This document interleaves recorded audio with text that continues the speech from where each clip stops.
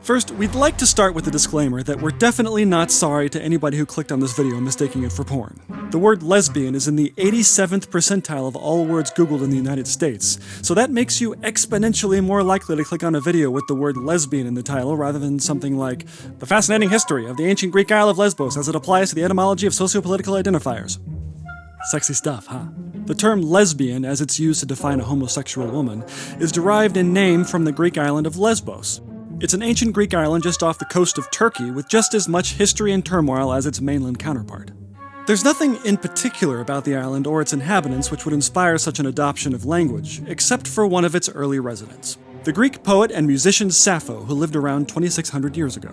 Sappho's writing was often sensual, imbued with an affectionate longing toward women she encountered throughout her life, though it's not entirely clear her intentions were always erotic or sexual.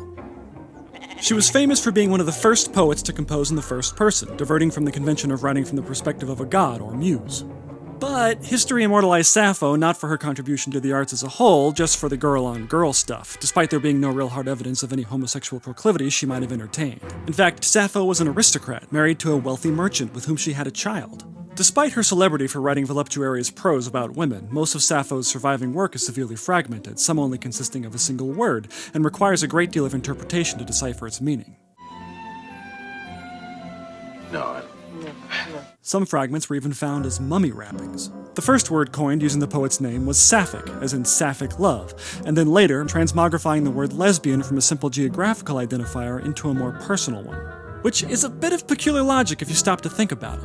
Just because somebody writes about something, it doesn't make that person that thing. George Lucas wrote Star Wars. That doesn't make him a Jedi. In 2008, some residents of Lesbos were fed up with homosexual women stealing all the lesbian thunder and decided to sue the gay rights group OLKE, which translates to the homosexual and lesbian community of Greece, for inappropriately reappropriating the word lesbian. These individuals argued their compatriots suffered from such international embarrassment by the heteronymic connection they were forced to refer to their island after its capital city, Mytilene. They sought an injunction against the group to forbid them from utilizing the allegedly hijacked moniker lesbian when describing sexuality. I suppose on some level it's difficult to judge these Greek islanders. Look at it this way. Imagine how many fuckers there are around the world with all their d-bag fucker antics, shitting on the name and reputation of the good people from fucking Austria, which is actually a real place.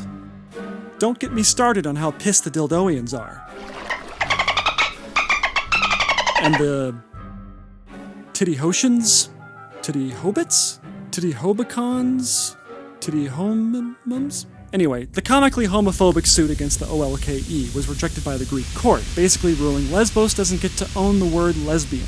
Even if they'd won the case, it's hard to imagine a gay rights group, or any civil rights group, adjusting their vernacular in opposition to their own cause. History doesn't exactly favor bigoted assholes imposing their will upon the disenfranchised masses.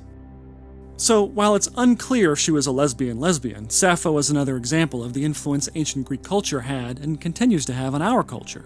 In her case, it was an influence of poetry, music, and arguably a fundamental force in the progression of sexual liberalism for women.